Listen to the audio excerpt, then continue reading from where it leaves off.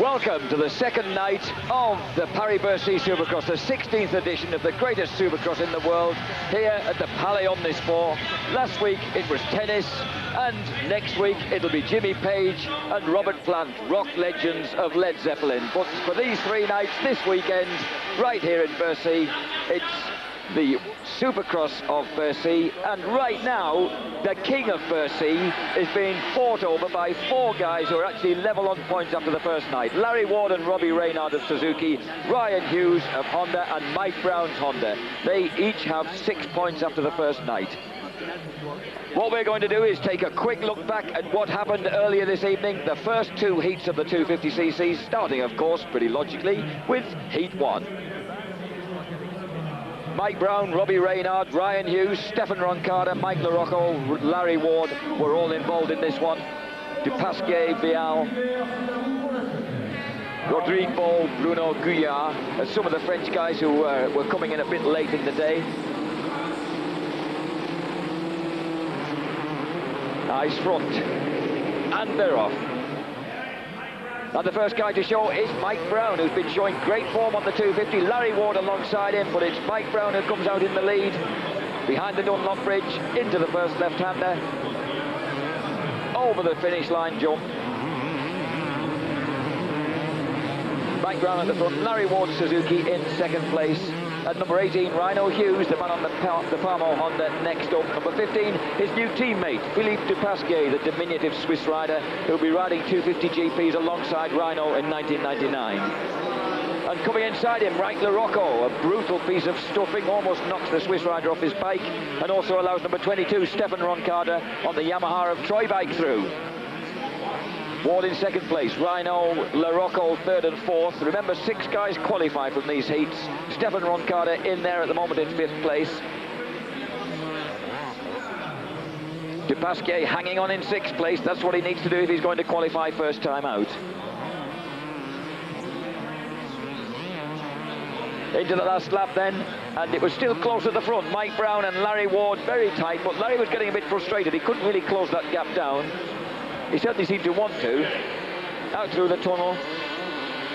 Mike Brown showing a devastating form on the 250, the man from Tennessee. Just as he's about to go plummeting into the 125 Grand Prix, showing this sort of form on his Honda, the 250 Honda. And look at this, Larry Ward didn't really want to let him go. He really wanted to get that win. And at that moment, I think he thought he might have had it. Mike Brown almost messed up the end. In fact, he looked over the wrong shoulder. He was heading back along the straight and only just kept his form and kept his head. Steered himself back across in front of Larry and blocked the attempted pass into the last turn. And that was it. Mike Brown, an exultant winner of the first heat. And Larry Ward so disenchanted he didn't even go onto the podium. Usually you get the first 3, but he and Rhino Hughes didn't bother. Left it to Mike Brown. Mike LaRocco was in 4th place. Stefan Roncada in 5th place. And 6th place, very deservedly, to the battered Philippe Dupasquier. Mike Brown obviously enjoyed that. Looks like he's double in the yellow jacket. I think he must have his brother doing the spannering for him. Mike Brown then, proving that he's going to be in contention again tonight. He's one of the 4 guys on 6 points, because we've got a fairly bizarre scoring system here. Incidentally, one man who went out, you'll notice, in 7th place, Robbie Reynard, the first race winner here yesterday. He went out, he got a shocking start and then crashed, and no matter how hard he tried, the harder he tried, the less progress he seemed to make. So Robbie Reynard had to go for the last chance, the first big name really to miss out in the 2 nights. Okay, we take a look at the second heat, and this brought out a highly acclaimed Jeremy McGrath, number 1 on the right of your screen, alongside the Kawasaki of factory Phil Lawrence.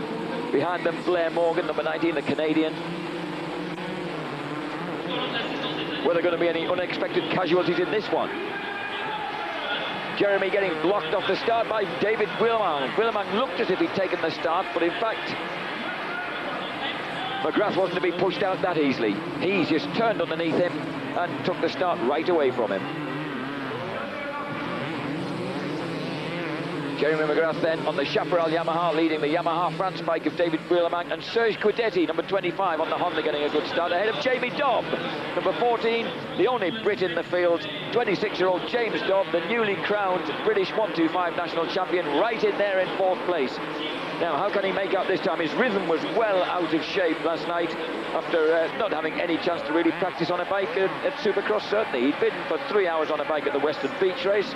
Not the greatest of preparation for this track. But after one night of coming to terms with it, perhaps Jamie's finally getting his head round it now. So the Derbyshireman, a strong 4th at the moment behind McGrath, Wheelerman. And in 3rd place, Serge Guidetti.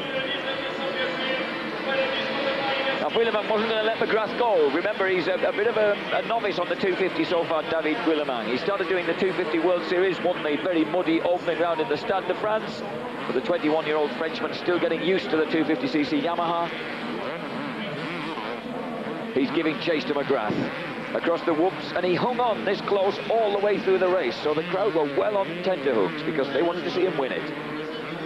Okay, so you can have a hero like Jeremy McGrath, but they certainly raised the roof in the splendid introduction this evening that had David Wheelerman descending from the rooftops in between some fabulous, huge, sort of hanging banners of the Eiffel Tower. But he finishes 2nd through the fireworks behind Jeremy McGrath. And they'd broken well clear of Serge Guidetti, who was very happy to stay in that 3rd place. Jamie Dobb, well, he lost a couple of places, but it wasn't enough to put him out. It was just right, because he finished in 6th place. Number 24, Phil Lawrence goes across. Number 20, Thierry Bettis, and number 14 there, Jamie Dobb. So the 125 national champ from back home, he came through in 6th place. The surprise ones who went out were Michael Maschio, certainly hadn't made it through, and Jimmy Button. Jimmy Button was a real surprise. He actually stalled it going along the whoops and then got so furious with himself he stuffed Maschio so hard he pushed them both out onto the wrong way of the double start straight, and that was a very frightening moment or two. Come back, join us again in a few moments for live action.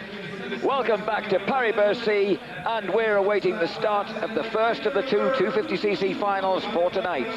Remember, we've got a 4-way tie for the prized King of Bercy title. Larry Ward Suzuki and Robbie Reynard Suzuki each took a win last night, and each took a 5th place last night after a pair of crashes. Brian Hughes rode consistently to finish 4th and 2nd for his 6 points, and Mike Brown equally consistent, more so in fact, 2 3rd places for his 6 points. Behind them, Mike LaRocco finished on 8 points, David Wheelerman on 11, Jeremy McGrath on unlucky 13. Behind them, Phil Lawrence on 16, Cyril Port on 22. 15 De Pasquet, 14 Jamie Dobb, great to see him out there on the Cat Honda, and my favourite man, the one who's been around since day one of the Paris-Bercy Supercross some 14 years ago.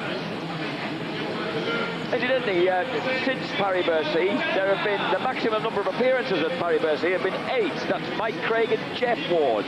They took 8 appearances each. Well, that's being matched this weekend by both Larry Ward and Jeremy McGrath, both making their 8th visit to Paris-Bercy. McGrath, of course, was, in fact, this man, Mike LaRocco, he's been absent for the last 3 years. He came here and won the title King of Bercy in 1994. McGrath there won it in 93 and 95. He's won 8 races here at Bercy. But Mike LaRocco, after a fashion, after he's missed the last 3 years, 2 of them were for having his knees, surgery on his knees, and wants to have a shoulder repair job done. Robbie Reynard, of course, won the first race yesterday in terrific style. Well, Mike LaRocco, he comes back after missing the last 3 years, so in a sense he's coming back to defend his title because he won it in 1994 and he hasn't been back since. Koikeda, he came through in the last chance. And the gate goes down and it's Larry Ward. Larry Ward gets a clean start up the inside. He's been so fast out of the gate, hasn't he? But Wheelerman breaks through on the inside and the crowd are going for it big time. Brian Hughes turns tight, trying to keep on 3rd place, but I think Mike Brown's got inside him. Oh!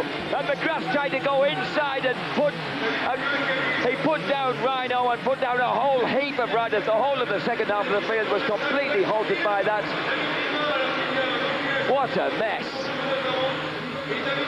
And Mike LaRocco is almost the last guy to get away.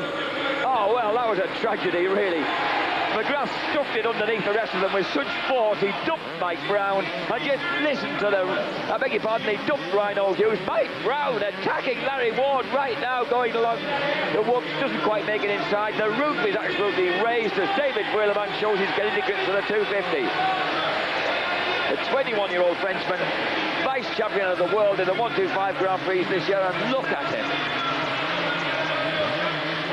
He's leading Larry Ward, legs Larry, followed by Mike Brown. Jeremy McGrath, number one. We wanted to see him up there somewhere, but not quite as violently as that. Stefan Roncarter's in there. Factory Phil Lawrence is in there.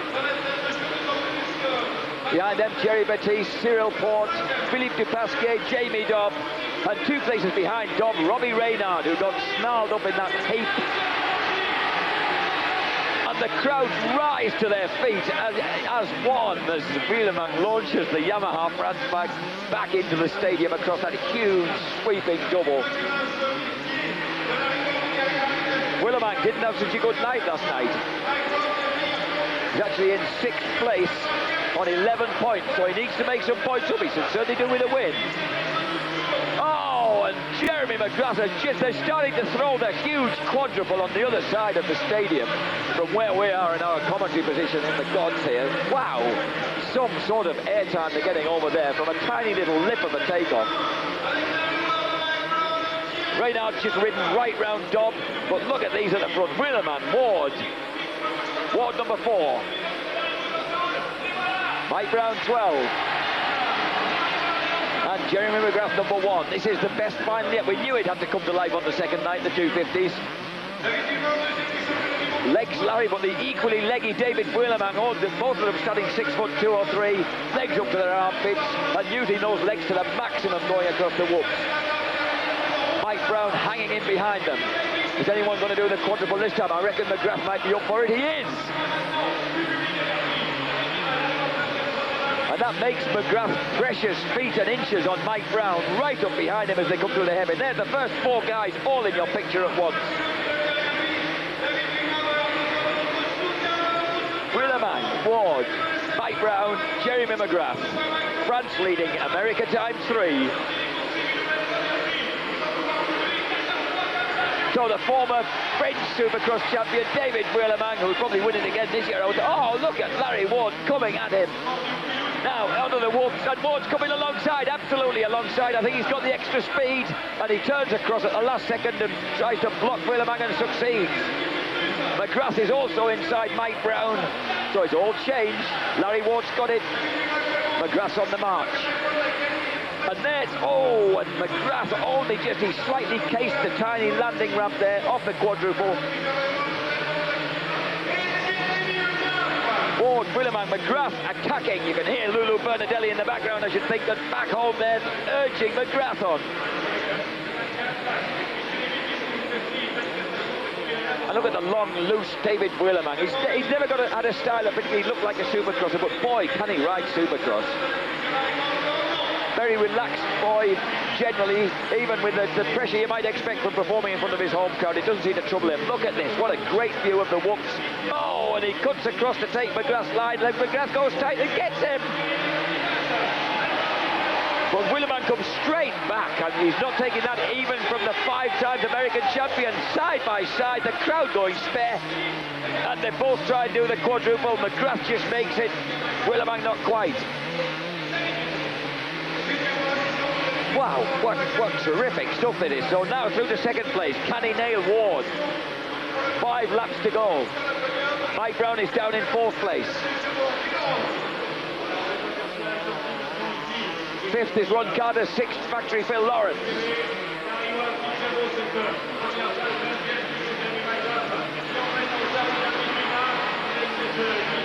Back into the stadium.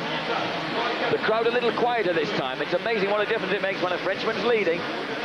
But 14,000 throats explode as one.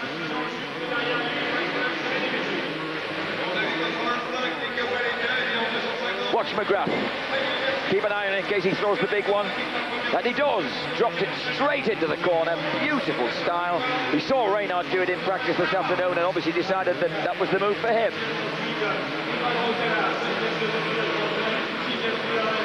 great feline aggression that those guys show as they're coming, sweeping into the tunnel there. McGrath and Wheelerman absolutely together.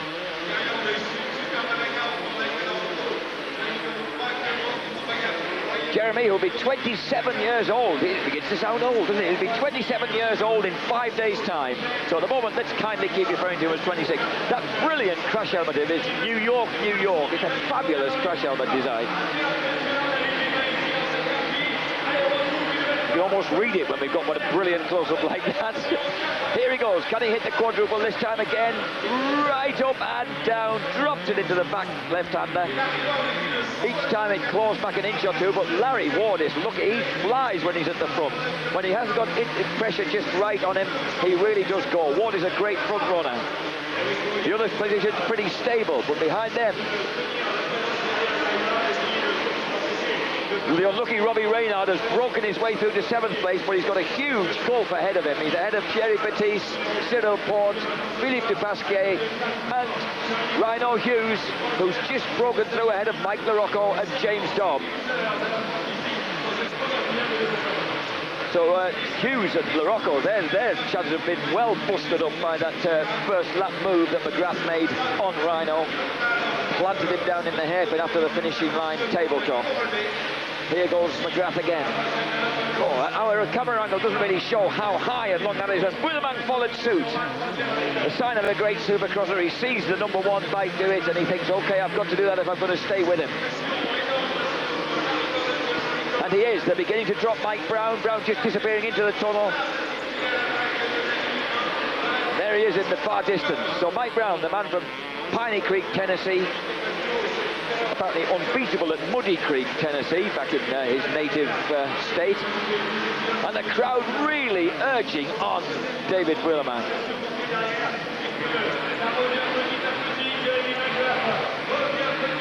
McGrath, of course, the most winning rider in American Supercross history. I mean, it's almost embarrassing to say, isn't it, that 53 wins in main events in the US Supercross Series, the 5-time champion, and the second man, the heroic, legendary Ricky Johnson, won 28, and the equally heroic and legendary Bob Hurricane Hand had 27.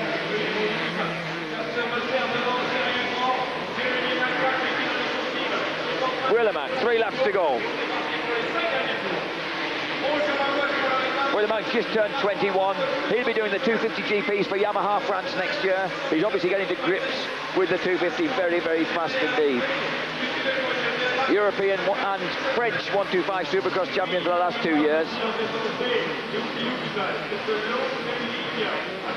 McGrath regained his US Supercross title, of course, in 1998, riding the Chaparral Yamaha. The bike he absolutely... Oh, and Ward's in trouble, he stalled it. How did he manage that? Ward somehow stalled it in the fast left-hander. Oh, what a disaster for the Suzuki. So McGrath is at the front, Wheelerman's in 2nd place, and then briefly chased at Larry Ward. Wow, his face will be longer and angrier than ever. So Ward suddenly demoted to 3rd place. How did he manage that? Incidentally, that turn there that they've just come through, that's where Maschio stalled in the last chance and dumped his chances of making it to the main. Oh, and the crowd right up on their feet again with Wheelerman still so close to McGrath. He hung in behind him in the heat and didn't let him get away by an inch or more, and he's right with him again.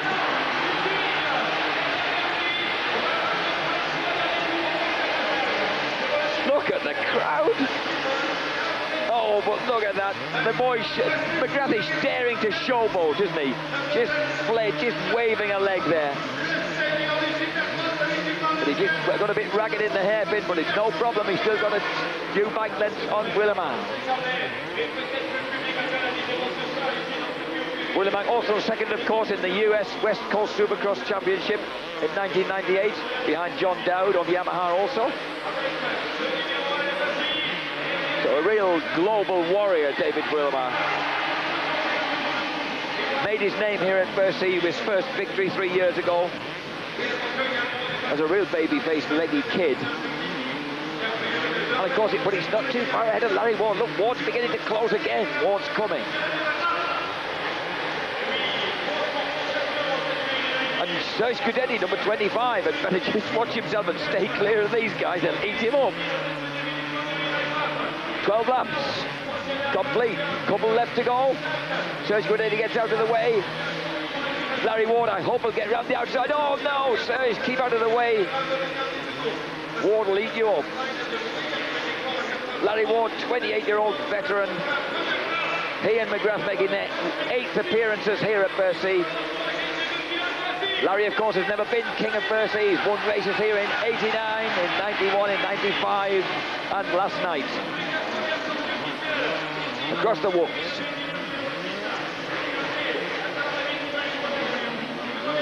And Larry is so fast at the second half of the whoops. He gets such a pace on, but then he's got to lose it all into the hairpin.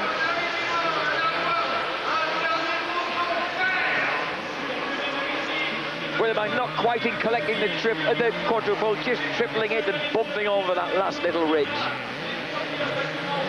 Into the last lap then, McGrath, Willemang, and Larry Ward.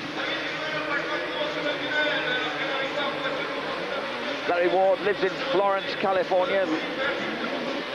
Believe it or not, his hobbies are deer hunting and fishing. He's a real country boy. Back out into the stadium. I think Larry's got to probably stay settled for third place. Oh, look at the style of Jeremy McGrath going over there. Number 30, Takeshi Koikeda, keeps well out the way, the Japanese rider who did a full season in the US this year. McGrath, oh, going for the inside. Willemang, how brave. Oh, look at him side by side with the great McGrath, but not quite able to make it stick. McGrath wins it. David Willemang, an absolutely heroic second place for the 21-year-old Frenchman, and third place Larry Ward and the Suzuki. Well, that should be good enough to keep Larry in the lead, I would think, in the battle for the King of Bercy. Fourth place for Honda's Mike Brown. And fifth place for Phil Lawrence. A great ride for Phil Lawrence. He had a very quiet lunch at evening meal rather on his own this evening. It looked very thoughtful, Factory Phil. Perhaps he was building up to that place. His brother there congratulating his rider. So the checkered flag waves as Robbie Reynard makes it through to sixth place. So he got through to a pretty astonishing sixth. Larocco, Thierry Baptiste, Rhino Hughes, Philippe Dupasquier, Jamie Dobb, the guys who were well and truly messed up by the... oh, and incidentally, number 8, Mikhail Maskiol, did come through. I think he must have been a promoter's choice, because he was one of the guys who was halted in that mess as well. And here we have a top view. Watch this. Watch McGrath. He goes underneath. He rams Rhino, and that's everybody done for. Factory Phil squeezes through, but the other guys... that Thierry Baptiste squeezes through. Well, that was just, well, I suppose it was a great move if your name's Jeremy McGrath, but look what it did to the rest of them. It just absolutely completely wrecked the field, didn't it?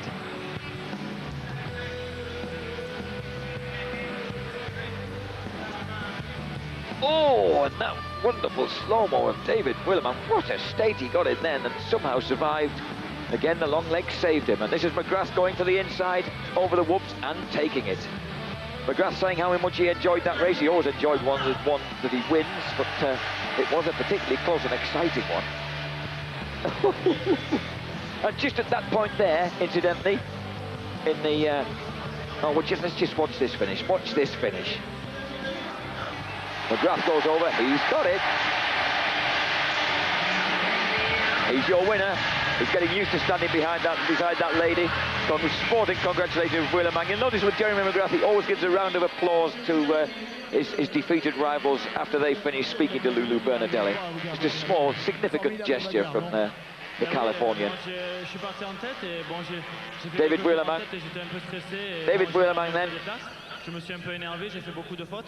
Et puis quand j'étais troisième, j'ai essayé de trouver un peu de ligne et de rouler un peu plus propre. Sorry, he's the second place man. Larry Ward a calé dans un virage et puis bon, j'ai pu rester dans la roue de Jérémy et bon, j'ai tenté un petit truc à la fin.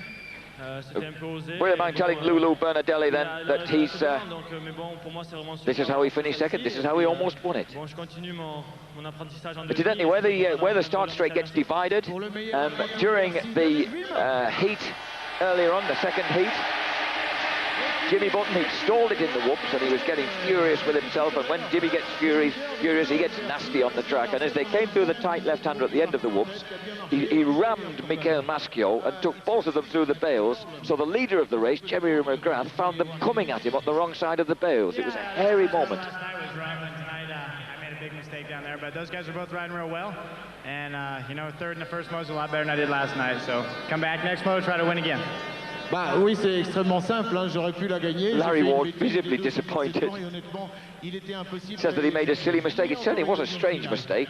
Oh, Ward, incidentally, another entertaining thing. This afternoon in practice, Ward did something that seemed a bit strange. He stopped on the tabletop, coming back in along the straightaway, coming back into the arena to sort of have a look at the line, and Rhino Hughes was taking the fast line across that near left-hand side, and in mid-air he suddenly found Larry just parked up on his racing line. He just to say managed to avoid him, but he was absolutely incensed. The two pushed and shoved one another a bit. Rhino stopped to remonstrate, and Larry apparently said to him, I thought we were friends, but Rhino wasn't at that moment too impressed with Larry parking up on his racing line. John Savitsky in the background keeping a close eye on the leaders there. And we move on to the 125cc's, the third race of the 125cc's. There've been some, as you would expect, there's been some pretty astonishing stuff happening in the 125s. The second heat of the 125s was won by Nick Way. So they come to the line again. The American Nick Way won the second 125cc race, and he won it in fine style by defeating Nick Charlier on the absolutely last lap, to the dismay of the French crowd. Number one, Edgar Torrenteras, he won the first race. He for once got a decent start, and he was absolutely overjoyed. He was really raving and ranting and revving up the crowd when he got up onto the podium at the end. He loved it, actually showing them he could race as well. This boy, Nick Charlier, the 21-year-old Kawasaki France rider, he looked as if he had it won. He looked as if he had it won, and then he just got the approach into the whoops wrong. And he just lost a bit of drive, and Way spotted it and hammered past, and the 18-year-old took the win.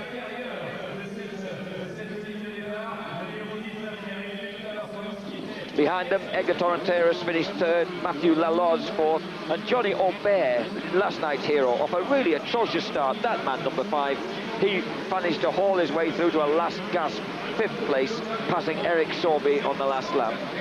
Eric Ice Cream Sorby, as I like to think of him. Incidentally, these 125 races, they count towards the 125cc French Supercross Championship, and that is being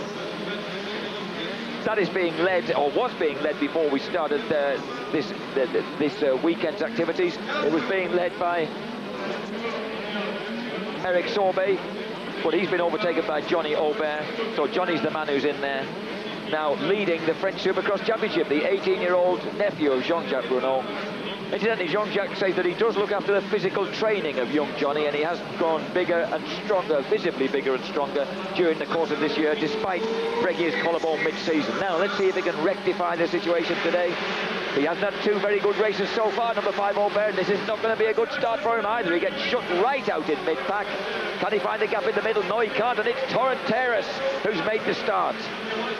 But Rodrigue Tang, another man who specialised in quick ones, he had a terrific off in the first race here tonight, the first 125 race. Rodrigue Tang then, he heads it on the Yamaha. Number 8 Tang, Torrenteras, Charlier, Nick Way, and number 22 Matthew Laloz. Number 5 buried mid-pack, so Johnny Aubert has got a lot to do again. Incidentally, Aubert chased hard in the first race, and just when it looked like, here he comes up the inside, look at that. He takes no prisoners on the first lap. He knows, like David Willemang used to demonstrate in these 125 races, that you have to pass early if you've started badly. And let's face it, David Willemang's a master of starting badly, or he was on the 125. Oh, and look, here goes Rodrigue Tang again. Every time he seems to get himself out of shape, but at least this time he hung on to the bike. So Tang in second place now. Behind him, Nick Charlier. And behind him again, 18-year-old, just 18-year-old, first appearance in Europe, first time across the Atlantic pond, looked after by his mum, Beth, and that's number 2, Nick Way, who just absolutely does Nick Charlier on the inside of the hairpin. What a brilliant move. 6th place, Stefan Demarty, yet another of these fast French kids. So at the moment, Johnny Aubert not even on the leaderboard. As they tear off through the tunnel.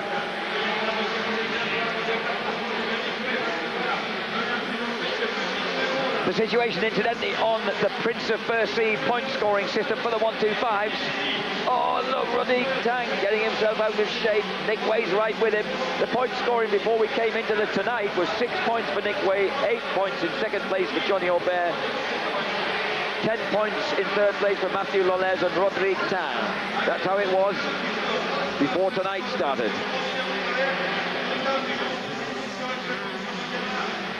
Nick Way looks pretty desperate to get past Rodrigue Tang. I should think anybody would be desperate to get past Rodrigue because he's been throwing it away in such spectacular fashion. You never know just where his bike's going to land. Charlier, Aubert, the menacing figure there in the background, but still in 8th place. Charlier takes a quick look over his shoulder to see who's front wheel that in. As the answer is it's number 22, Mathieu Lolez.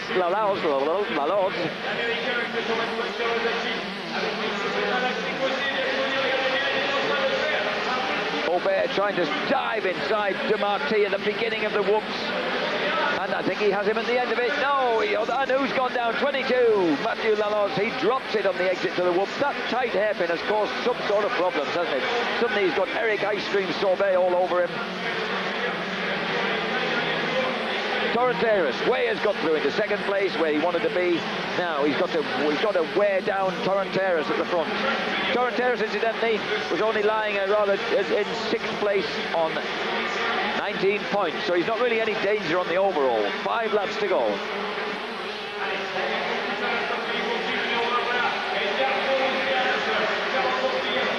Oh, and Nick Charlier now beginning to lay the pressure on Rodrigue Tang. Look at the contrasting styles here. And that's the low route there that Nick Charlier is taking. The route that Rhino Hughes found Larry Ward parked on when he was doing it during training this afternoon. Charlier seeks an outside. Oh, and Johnny Aubert nearly torpedoed his teammate then. Accidentally, of course.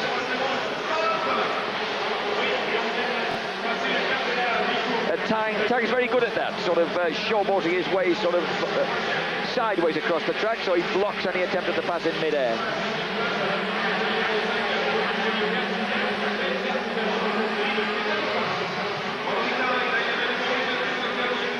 So this is becoming a real scrap now between the two Kawasaki France lads and Rodrigue Tang.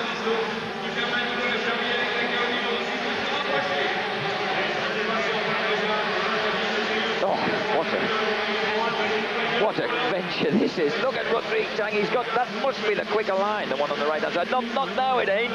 Not when you get stuffed like that, and a massive block pass. So Rodrigue Tang, the kid from Montpellier,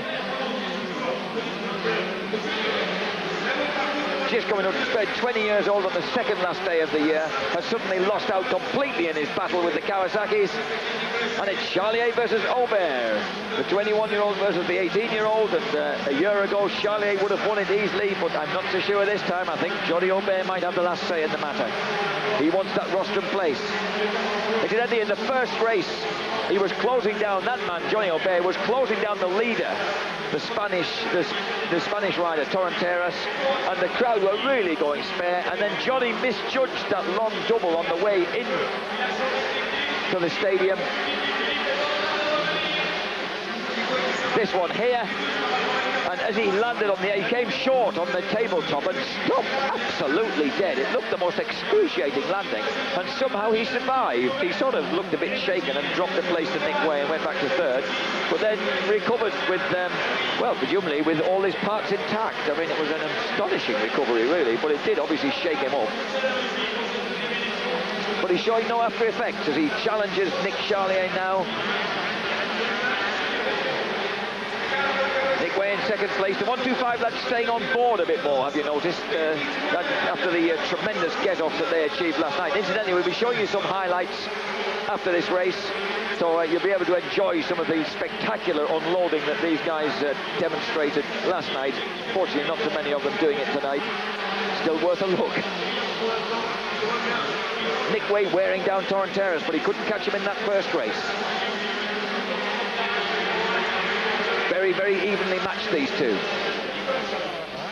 Torrenteras, of course, had to settle for third behind two Americans, Brock Sellards and Casey Lytle, in front of his home crowd in Barcelona last week.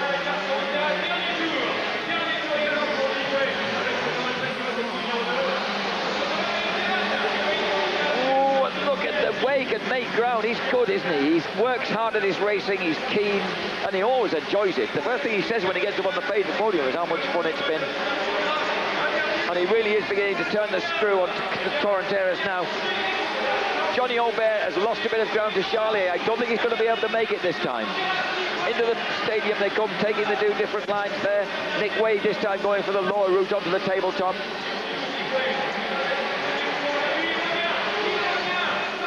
Oh, and fast across the whoops, right onto the back wheel of the other Kawasaki. The 125 Kawasaki is very, very dominant. They're lying first 4 places right now. And over goes Way.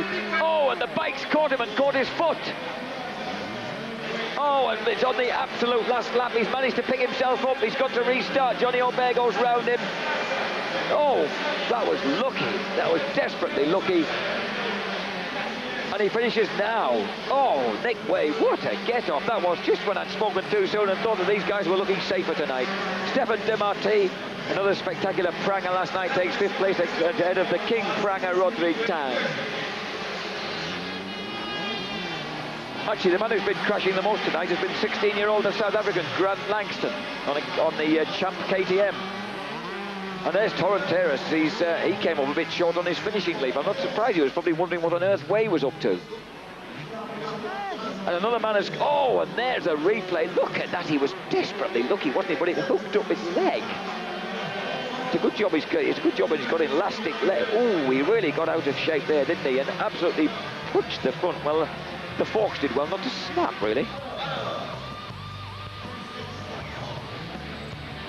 A desperately uncomfortable looking fall, but apparently no harm done. Nick Way, the rubber man, seems to have managed to survive that pretty well. It dropped him down to 4th place. Torrenteras wins it for Spain ahead of Charlier and Aubert. With Nick Way 4th, Stefan Demarty, Rodrigue Tang, Eric Sorbet and Mathieu Laloz.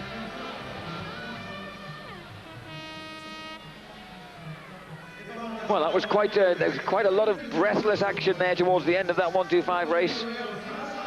Edgar Torrenteras once more be well pleased with that, and the spectacularly sort of rock star looks and huge earrings and quiff of Johnny Aubert waving to the crowd right now, just as Edgar Torrenteras comes up and does his little soft shoe shuffle onto the stage in front of Lulu Bernadelli.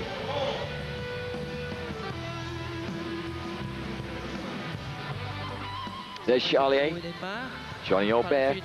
See what I mean? Nice style, isn't it? Nice rock and roll 50s with a slight touch of the blondness on the top.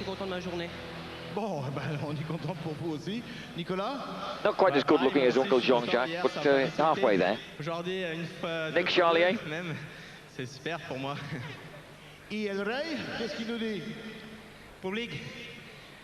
And here's the boy, Torrenteras. He says he speaks very little French, so what he's learned to do is say very little French, but say the right things. As you can see, a very, very appreciative audience. He knows already he's going to win that jump contest later on, doesn't he? Pour le public de l'Espagne. Un saludo a los del caos. A mi novia Vero y a todos vosotros. Gracias. Edgar Torrenteras, some of you may be able to understand that. I hope so. So good to see him win again. That's 2 wins out of 3 for tonight. So he'd certainly be the overall boy for tonight, I should think.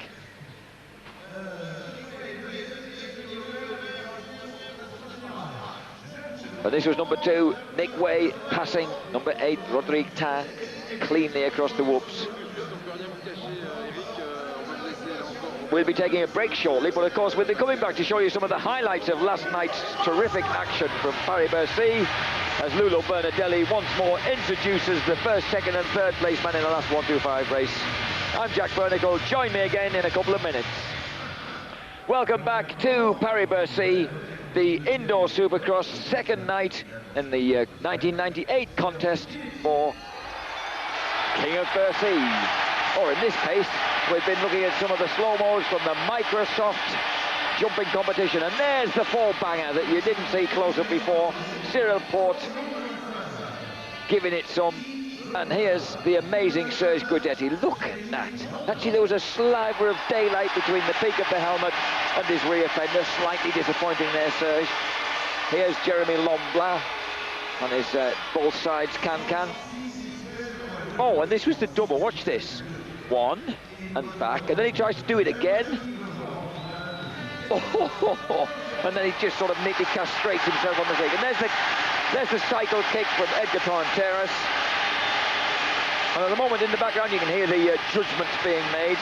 And there's another. Now that's a beautifully balletic piece. Oh, that is novel. That's a really nice one from Torrenteras. That goes on sheer balletic brilliance, really. And there's the four-stroke landing a fraction short for Cyril Porte. A fraction short for Cyril Porte. And there's Serge Guidetti once again. Lombla. Both sides, very neat.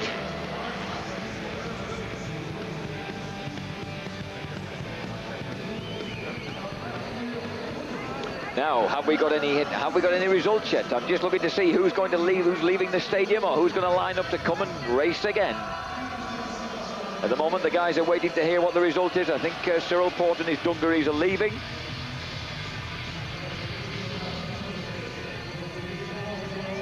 Here's a fantastic red boiler suit that Cyril Porte has got on. He's decided to go, and mind you, he'll have to race it. He'll have to get used to racing a two-stroke in a few minutes' time. And Serge Guidetti, of course, he won't have to get used to the change, but he will have to race that Honda pretty soon, because he went through brilliantly with a third place in his heat. He got a good start, which obviously makes a big difference. That's it. Go on, wind him up, mate. Wind him up, and don't forget to throw your shirt into the audience at the end.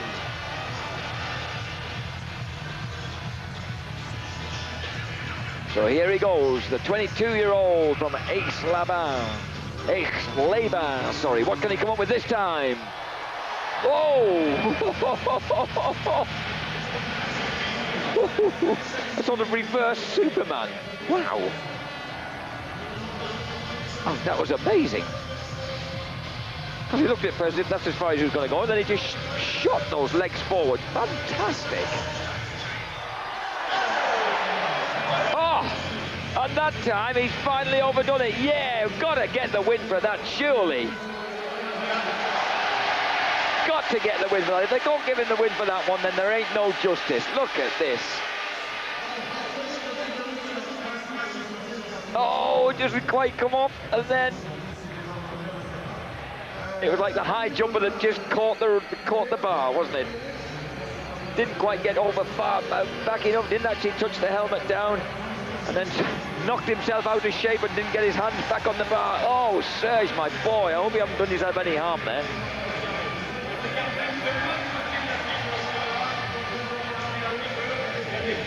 He seems to be okay, Serge Guidetti, having a few words with his crew as we watch Edgar Torrenteras, the man who knows how to orchestrate an audience better than any of these guys. Here he goes. And it's the famous Torrenteras, feet no-handed, feet under the bar.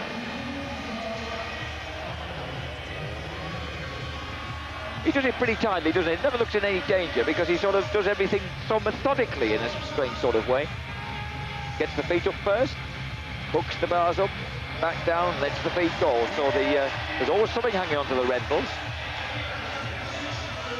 I'm assuming the bars are rental. It may not be, of course. I mean, oh, and there's another Superman. He does do the Superman better than anybody, including McGrath. Incidentally, McGrath was watching the early stages of the jump contest, and here we get a little bit of the Spanish sombrero. Oh, very nice. And the splits as well. No wonder he wins them over.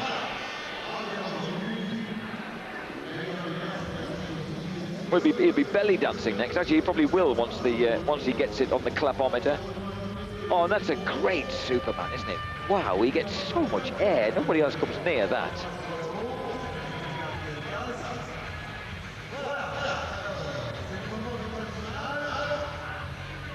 There's a very bonny Microsoft lady there inquiring after the health of Serge Guidetti. I hope he's all right.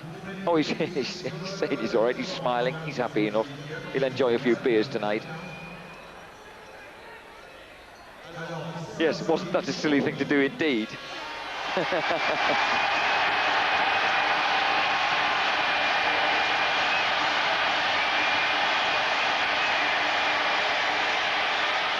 On the 9.5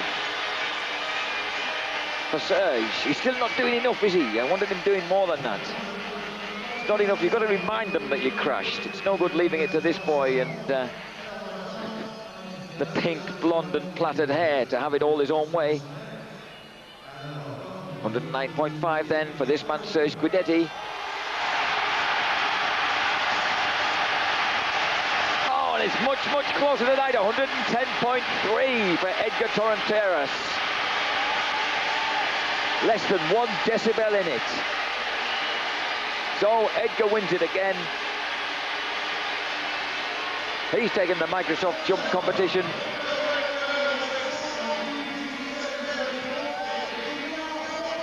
I don't know how much dosh he gets for this. I presume it's quite a lot, actually. I hope there's a runner-up spot. I hope the runner-up gets a bit of dosh as well. I have to check out whether he gets fairly treated. My hero, Guidetti, certainly doesn't get the cup, does he? The cup goes to Torrenteras and the kiss.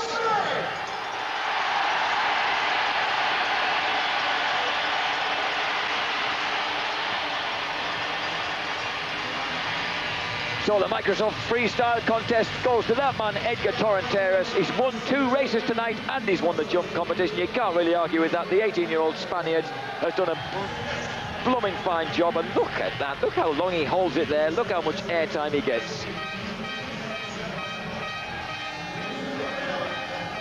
Serge Guidetti, I hope he's not going to give up on it. Look, I was wrong about the handlebars. Are they AFAM bars?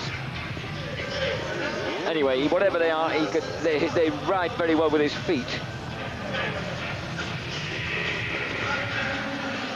Torrenteras prepares to take his lead with a nice little sort of funny stroll on his front wheel. And then gets back into AMCA junior mode to try and rev the crowd up. He's great, isn't he? He's like sort of a motorcycle-bound version of Marcel Marceau. He's not finished yet. He's got to come back for another jump. Yeah, his celebration jump here. Oh, what he did then was a sort of less satisfactory version of what Serge Guidetti does so well. Because he's a shorter guy, he can't arch the back quite as far. Is he going to do another one? The spotlight's on him, he's coming round again. As if to say, well, will that do? I think they might actually have to lasso him to get him out of the stadium. He's coming round again. Do the crowd want more? Are they going to get more? Or are they going to get a few items of clothing? Who knows? Torrenteras.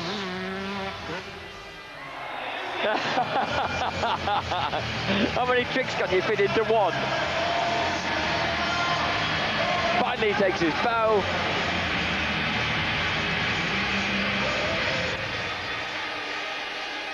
Edgar Torrenteras, 18-year-old from Barcelona, making himself a hero in Spain. Look, there's 1, 2...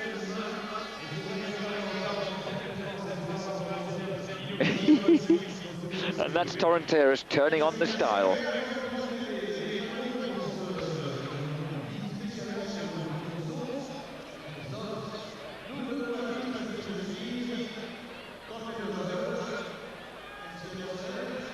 And Serge Guidetti, that's the most novel thing I've seen. That's one I haven't seen before. Serge Guidetti on this. Oh, I hope it's not the one in which he crashed. I think it might be. Yes, it is, because he hit his bum on the seat, didn't he? And that's what actually unsettled him. Oh, he was ever so lucky, wasn't he?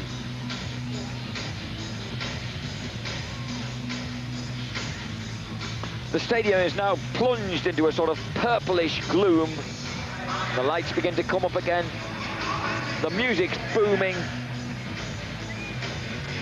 And the guys are lining up for the second and 250cc and deciding 250cc event of tonight. We're still watching Edgar Torrentieras, but now we're back live, absolutely live, for the second marche of the 250cc King of Bercy. Miguel Maschio, Mike Brown, Jeremy McGrath, Larry Ward, David Willemang, Ryan Hughes, Serge Guidetti, Mike LaRocco, Phil Lawrence, Roncada, Pettis, Dupasquier, Dobb is in there, Reynard, Koikeda, Port and Paget. And right at the end there, Robbie Reynard, you see, coming in through the last chance. There's Randy Lawrence, brother of Factory Phil on the right. Jeremy McGrath looking very relaxed and smiling. He's feeling in good shape now. He's happy with that heat win earlier.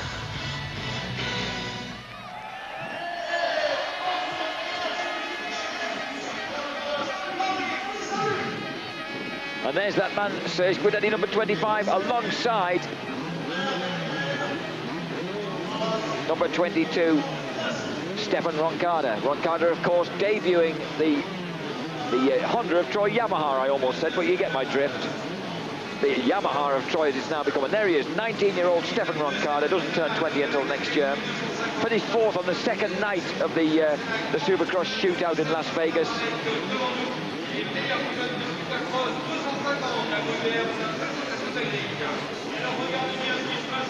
Roncada, of course, won a 125 race, took a 125 race last year here.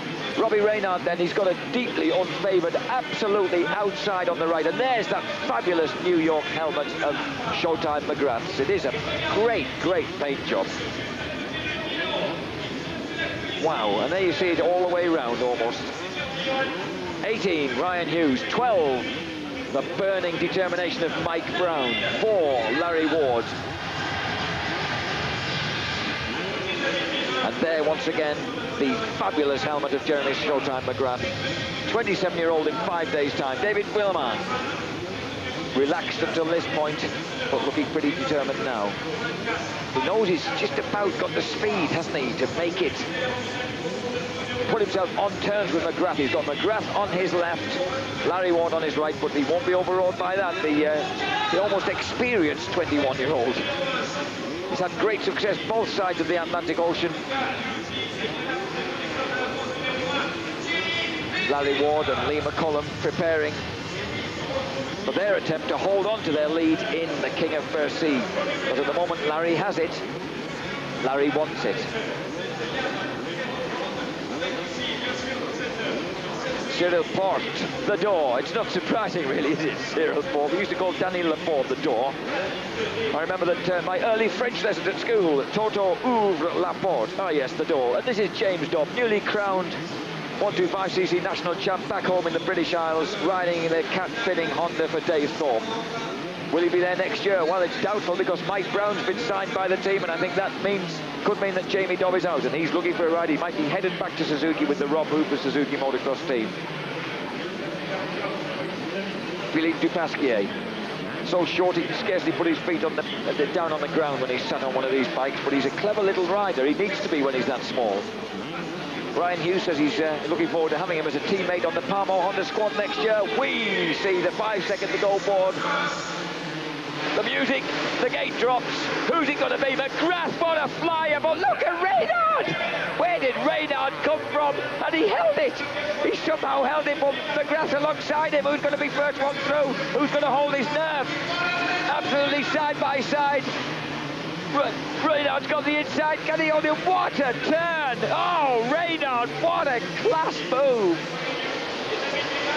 And he's been telling me that the bits that matter that he's learned from watching videos of McGrath and the fact that he makes up time between jumps when he's on the deck and in the turns. Oh, and look at that, what a wrecking move by Larry Ward. Makes it a Suzuki 1-2 by crushing Jeremy McGrath against the bales. Well, I suppose that McGrath completely did for Ryan Hughes and that. Oh, and it's fantastic stuff going on down here. Ryan Hughes and Mike Brown absolutely side by side. Look at that, Reynard, Ward 4, number 1. And Jerry Batiste is in there, and look at the two behind him, absolutely hammer and dogs taking the bales down.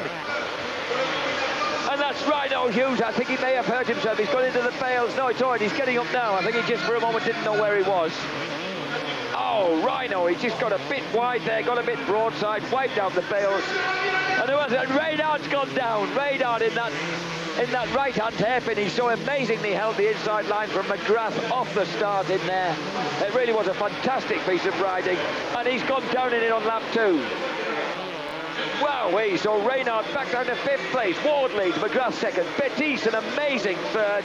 The man who won his first French Supercross Championship. Oh, and McGrath horribly cases it, coming back into the stadium. And Bettis is right behind him. Boom, boom, Bettis right on McGrath at the moment.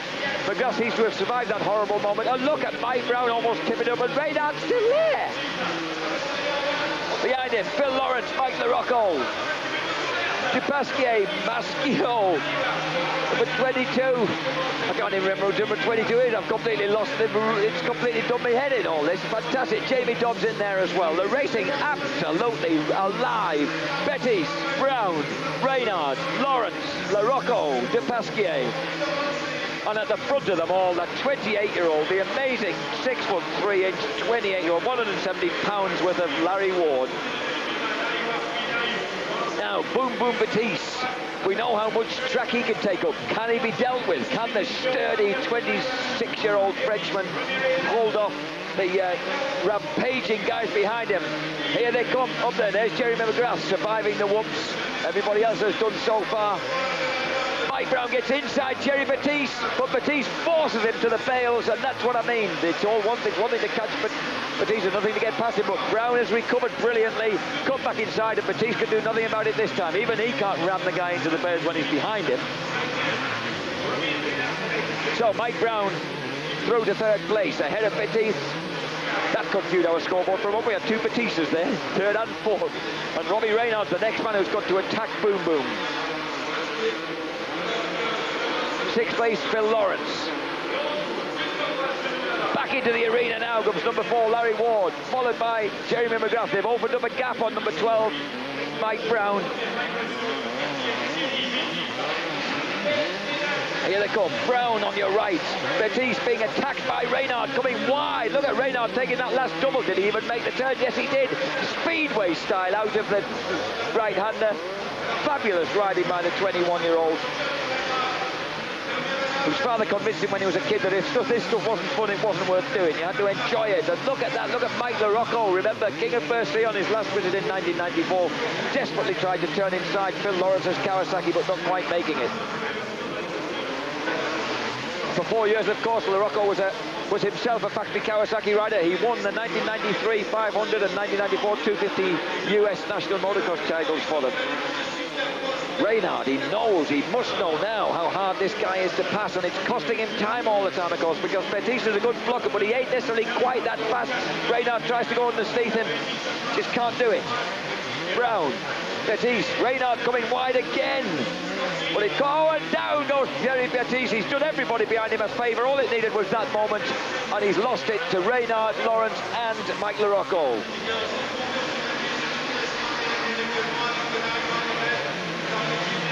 Now with a clear track ahead of him, is there anything Reynard can do to put matters right after a poor first race? We're certainly getting seesaw results here. There's Larry Ward in the tunnel. Jeremy McGrath behind him. Mike Brown, amazingly consistent around that 3rd place. Followed by Reynard, followed by Lawrence, followed by LaRocco, followed by a recovering Thierry Bettis. And there's David Guillemang in a heap on the inside of the bales. He's had it coming together with the strawberries, and it looked like there were 2 of them and had it coming together with one another as well. I hope they're okay in there. Who's that who's sitting there? Is that... And that's someone with his leg trapped in the back of Guillemang's bike. It might be Mikhail Maschio. I hope he's all right. I think Maschio has actually got his left leg jammed inside the swinging arm at the back of Guillemang's Yamaha France bike. Not a comfortable position to be in, is it? Mike LaRocco chases, and do we see what happens here? Oh, is it Philippe Dupasquier? It is. Oh, it's Dupasquier, look, getting dragged with the bike. Oh, dear me. Oh, I hope the little Swiss guy's all right. So a bit of rough shot passing by David Willemang in the tunnel, and it's Dupasquier who's the victim. Mike LaRocco looking to try and steer inside Phil Lawrence. Lawrence is really on form, isn't he, tonight? He's blazing. The guy from Cherry Valley in California, very tall, extremely blonded, like so many of the stateside stars. The Rocket, Mike LaRocco, tried to find some way past him. Incidentally, his son, his 18-month-old son, is called Ryder LaRocco. Great name. Reynard still in 4th place, not able to really make any ground on Mike Brown, but of course that's nothing to be ashamed of. Brown's in such hot form on the Troy bike. Robbie Reynard there coming round, and they're still presumably trying to get Philippe Dupasquier released from the back of that Yamaha.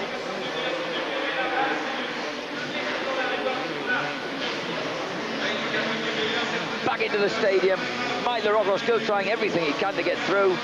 Robbie Reynard's closing on Mike Brown. LaRocco looks, he's certainly got the speed, but Factory Phil definitely closes him down in the hairpin.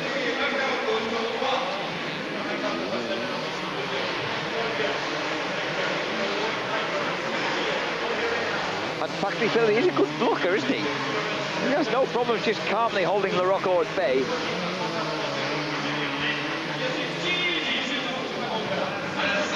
Nothing wrong with that Honda. He's very happy with his Honda LaRocco. He's very happy with the help he gets from them at the Jack-in-the-Box Factory Connection team, which is actually based in New Hampshire, although he's himself LaRocco. Oh, LaRocco tries to do the same as Lawrence as Willemang did to Dupasquier there, but fortunately Phil got his leg out of the way. So yeah, the Factory Connection Honda is based in New Hampshire. Mike LaRocco lives, of course, in Indiana, where he was brought up. He's going to export himself when he gets back after Bercy. He's heading off to California for the winter, where most of them go until March. They stay in California. And here he is, look, with the underneath there. I hope he's allowed to do that underneath that flag. But anyway, he sticks, and that's Factory Phil making darn sure he gets his leg out of the way. And he needed to do that, didn't he? That was a pretty lethal bit of overtaking by LaRocco.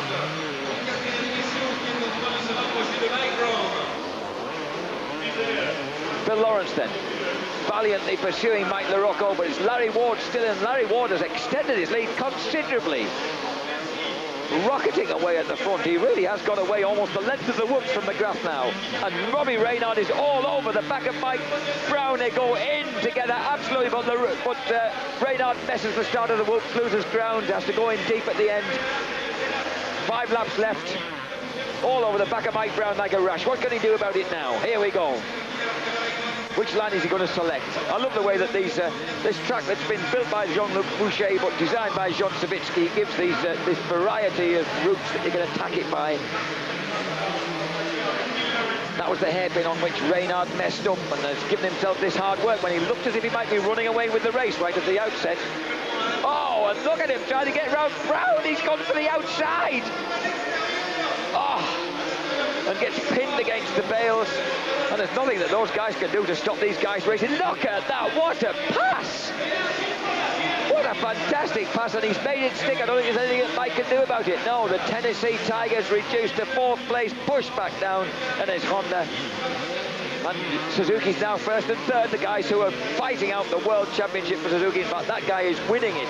Number 11, Robbie Reynard, he's through to 3rd place. But he's a long way back from the front too, because they lost a lot of time being, I'd say a long way back from the front too. Actually, he's only about 50 metres behind Jerry McGrath. He's just there. As McGrath turns into the tunnel, 3 laps to go. Surely to goodness he can't make up that ground, but he's riding so fast. Reynard then, actually quite a quiet, shy man, the 21-year-old from Oklahoma.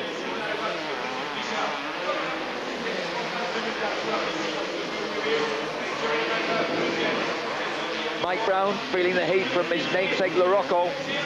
Now there's Ward, there's number 1 Jerry McGrath, and there a quick glance over his right shoulder from Larry Ward tells him that his rivals are far behind, but just then a little bit of time lost for Reynard. He got it very sideways coming out of the whoops, and suddenly that man McGrath, who was a long way behind Larry Ward a lap ago, has eaten up the gap, eaten up the distance. There's 50 yards between them. So Larry Ward, originally out of Washington State, now a resident of Florence in Southern California, Past Jeremy McGrath of Lake Canyon, California for company.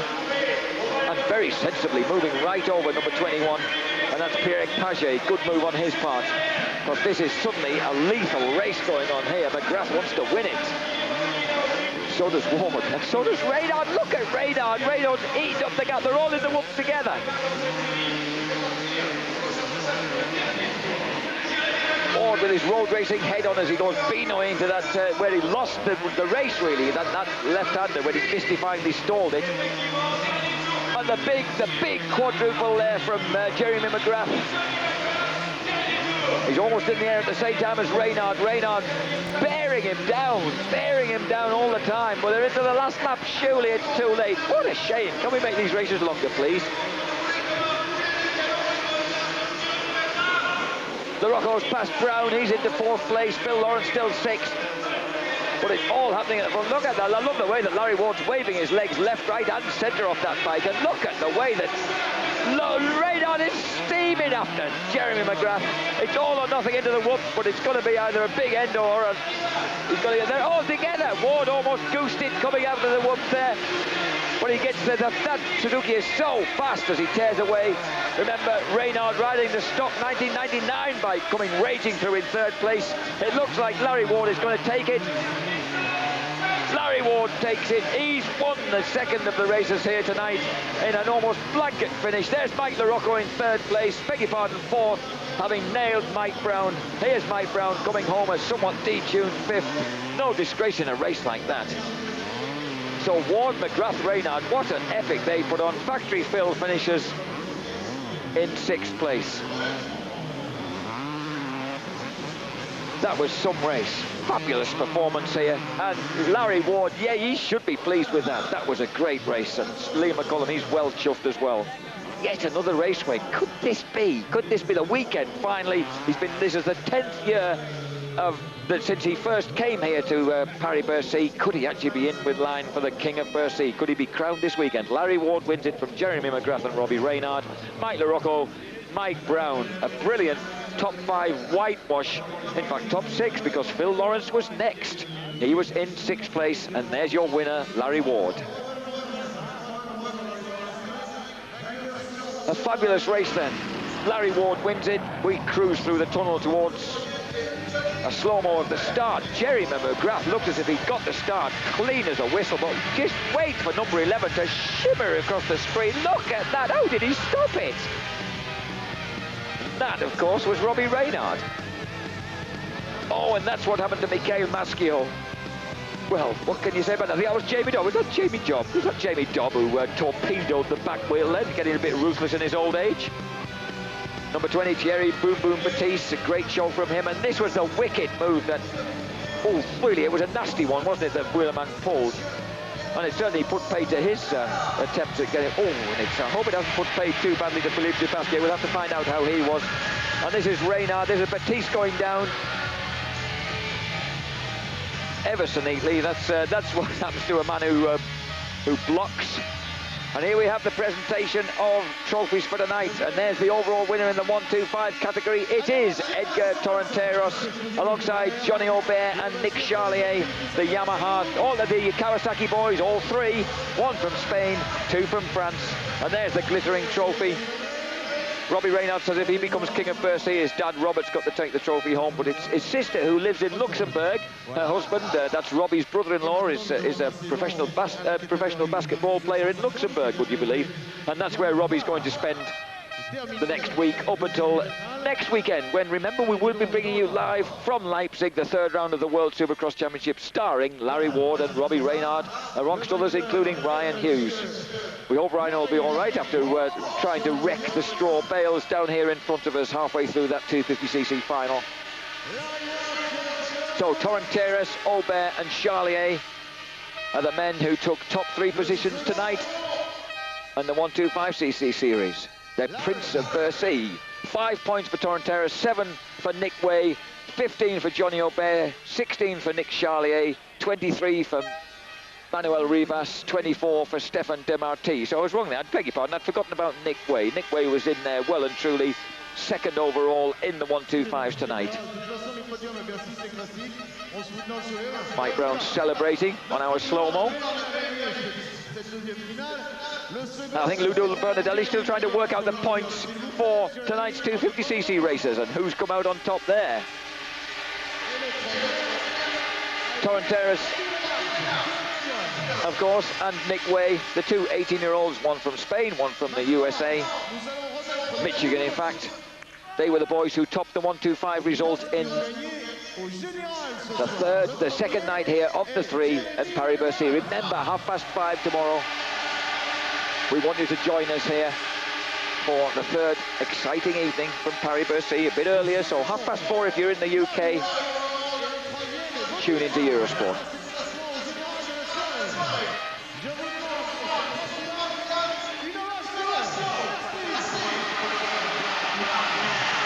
And Larry Ward, Jeremy McGrath and Robbie Reynard holding aloft the trophies down there on the podium.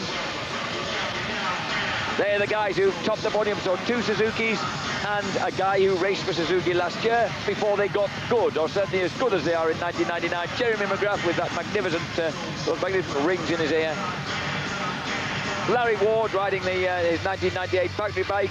Robbie Reynard riding, remember, a box stock 1999 motor. He says it's that good, and he's already got a sniff of the 1999 factory tackle. And look at the way it took off from the line. Look at that. It was a fantastic start, because he'd only squeaked through by winning the last chance, so he had to start from the very outside, which is just the least favoured bit that you could possibly start from. A beautiful top view of Jeremy McGrath. He suffered a really serious case of the casing halfway through that race that didn't do his chances any good. I love the way that they understeer and drift coming out of that turn when we get those top views. Fabulous. And Larry Ward, Larry's done it again. He is great when he gets the way at the front, isn't he? Look at that. Just look at the way that he comes out of that turn, McGrath. And Ward soars through the fireworks, punches the air. He's won it just. Oh, and a very neat little fall there. That was Rodolphe Faux going down, and that number 40 was Bruno Guillard. And that's what happened when Jimmy Button punched Michael Maschio right out into the facing lane. And that's how Steve Ramon lost his lead in the 125s. And is this going to be Grant Langston going down? No, it's someone else who got stuck behind Grant Langston. But there's Grant going down, the 16-year-old from South Africa, who started off so well with a 5th place. And that's what happened to Jimmy Button, getting landed on in the last chance in a really horrendous crash. And that's how Jeremy McGrath in one fell swoop put paid to the face. And that's how Nick Way miraculously survived his crash when he tried to take Torrenteras right at the end. God, it's an epic this, isn't it? Look at this. That's the jump competition when you're not actually racing against anybody, but that's what can happen. I didn't really want to see what happened to De Pasquier again. This is Michael Maschio getting knocked out. It was Jamie Dobb who did it. Jamie removing a rival there. McGrath won overall tonight on 3 points. Larry Ward on 4. Robbie Reynard third with 9 points. Mike Brown with 9 points. Phil Lawrence 11. LaRocco 12. Wheelerman 16. And Jerry Baptiste 16. So Jeremy McGrath took the overall win tonight by 1 point from Larry Ward, with Larry Reynard and Robbie Reynard, I beg your pardon, and Mike Brown back on 9 points each in third place. It's been a fantastic night here at Paris-Bercy. The crowd are leaving for home, extremely happy with everything. We'll be back with you at 5:30 tomorrow afternoon, Central European time, for day 3. That's 4:30 if you're in the UK. And please join me, Jack Burnicle. Thanks for your company tonight. Hope you've enjoyed the show. Paris-Bercy, remember, the biggest and best Supercross in the world. The Americans acknowledge that as well. They love coming here. And we'll be showing you the best of the racing once again tomorrow. Join me then, and good night for now.